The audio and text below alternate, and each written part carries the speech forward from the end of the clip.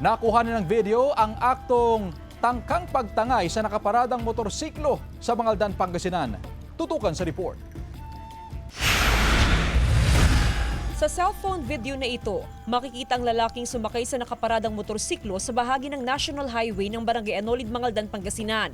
Mag-aalauna ng madaling araw kahapon. Makikitang pilit ng pinaandar ang motorsiklo. Aktong tatangay na pala ng suspect ang motorsiklo.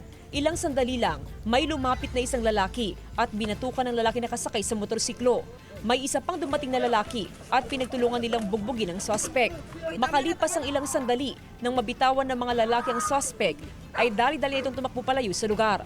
Kwento ng kapatid ng may-ari, ipinarada lang nila sa gilid ng kalsada ang motorsiklo dahil may binisita lang silang kaibigan sa lugar.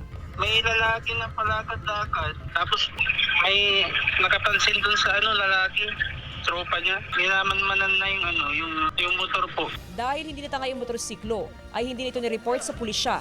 Pero pinaiimbestigahan na ito ng Bangaldan Police.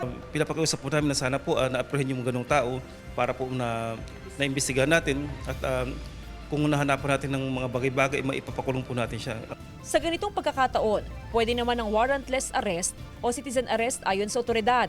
Pwede rin daw sanang tumawag agad sa pulisya. Yun nga po, pakiusap natin sa pumayari ng motor na huwag po iwan sa mga national highway na ganun po na tempted po yung pwedeng makuha yung motor nila. Kaya po sana i-secure nila, ilagay nila sa kanilang compound. Aalamin din daw nilang pagkakakilanlan ng suspect at titignan kung meron itong kaugnayan sa mga nakalipas na nakawan ng motorsiklo sa bayan. Kasama si Daryl Peralta, Jasmine Gabriel Gulban, One North Central Luzon.